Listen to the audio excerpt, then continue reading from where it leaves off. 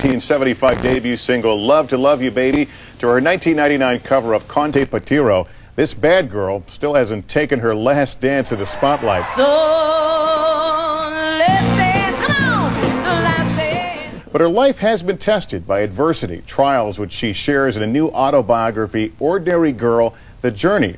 Accompanying the book is a new greatest hits CD titled The Journey, the very best of Donna Summer. And Donna Summer, good morning. It's good to see you. Good morning. It's nice to see you. Anybody who would read this book would certainly look back to some of those huge hits of the 70s, but they would come away thinking you're happier today than you were then. Definitely. Really? Yeah. That's hard for folks to comprehend. Well, I don't know. I think, when you're very successful and you're in the middle of it, it's a lot of work, and it's nonstop. A lot of folks don't know you kind of started as an actress. You went to Germany. Went to Germany. You were on in a musical here. You did a musical, and you were over there for several years. Yeah, I did 5 musicals there, and then I started recording.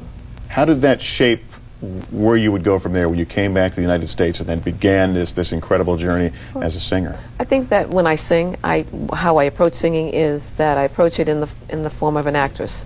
I sing each song the way the song dictates, and so I think that affected the way I sing.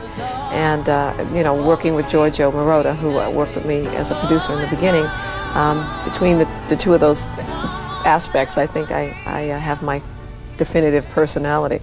I want to read a portion of the book and ask you about it. You write, I honestly believe that if you're going to be a great singer, songwriter, or musician, you must at least be acquainted with pain. If not, your performance may not have the depth or honesty required to project what it's trying to say through your music. It's an interesting take on life. Did you realize it at the time that pain was important? Yeah, I did. I think I've been in pain since I was a kid in some way or another, and not to make a big deal out of it or anything. I think we all have pain. So, I think that it was something I was acquainted with as a child. I had bouts with depression even when I was younger.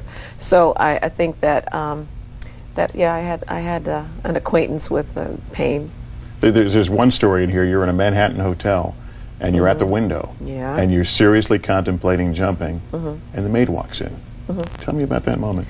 Well, I had been going through a lot of internal problems that I couldn't really verbalize, and I kept seeing my life spin out of control, and I didn't know how to stop it, and I was miserable. That seemed to be the only way out, and thank God. God saved my life that day. And at that same time, you were on your way to becoming this icon, the Queen of Disco. Is that a hard label to carry? Yeah, I think it's pretty heavy to deal with that all the time, but, I take it with a grain of salt. It doesn't offend me at this point. Thank God. It's nice to be the queen of something, There's also a point in this book where, and I don't remember the exact words, but you essentially say career had to take a back seat. Yes. And you had to kind of readjust your priorities. Are they still readjusted? I think so. I think that my children are just about totally out of college and grown and on their own.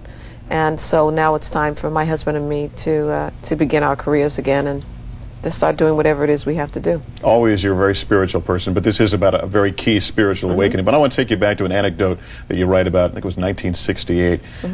You're walking down to the Bowery here in New York City, and you thought you saw God, and he looked like Kenny Rogers. No, it wasn't God, but I thought I saw an angel, for sure, who was sent by God. And I don't want to give it away for those who don't know about it, but I think that I had sort of one of those other worldly experiences that definitely impregnated my life and has, changed me from that day on. What's your favorite song that you performed?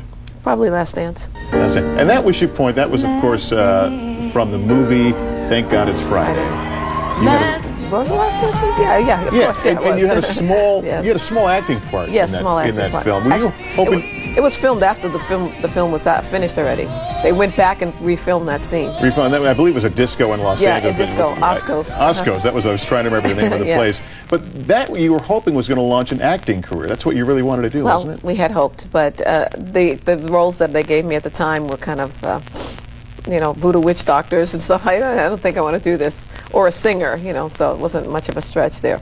And tell me about this new CD that's coming out in conjunction with the book. The new CD is a compilation of a lot of the songs from the past, and with, I think there's 3 new songs. And there are some remixes on there. It's a whole compilation of a lot of things from over the years, and hopefully it'll be well received. And there was talk of doing a musical about your life, Ordinary Girl. Is that progressing along? Yes, it's progressing along, and hopefully now with the book finished, it will really get up and running. Well, it's been really good having you here. By the way, Thank Last you. Dance was my favorite of Oh, yours, thank too. you. I love that song. Thanks you. so much. Thank you, too. To read an excerpt from Ordinary Girl, you can log on to our website at www.weekendtoday.msnbc.com. Donna, thanks again. Thank you so much. We'll be right back. But first, this is Today on NBC. It's the Biggie Bag.